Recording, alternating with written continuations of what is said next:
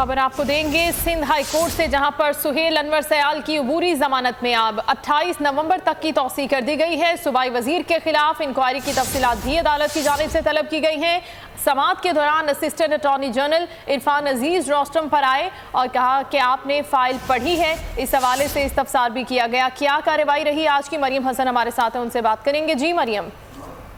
देखिए, बिल्कुल high court में आज रहनुमा पीपल्स पार्टी सुहेल अनवर सयाल की दरख्वास्त जमानत के हवाले से जो है समाअत हुई है। दौरान समाअत अदालत ने असिस्टेंट अटॉर्नी जनरल इरफान अजीज को भी जो है रोस्टम पर तलब किया। उसके बाद chief justice high court Ahmad Ali Sheikh ने इस्तफसार किया कि आपने फाइल पढ़ी है या नहीं। पेश होने से पहले कम अज कम फाइल तो पढ़ लिया करें। माशाअल्लाह विभाग ने भी क्या चुन चुनकर सरकारी वकील भर्ती किए हैं जिन्हें कख नहीं पता।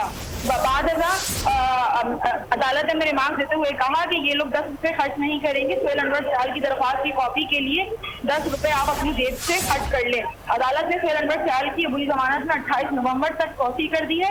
वाज़ेह रहे कि सूबाई वजीर के खिलाफ इंक्वायरी की तफसीलात को भी जो है वो तलब किया गया है आइंदा समाअत पर। जी शुक्रिया आपका मरियम हसन तफसीलात के लिए।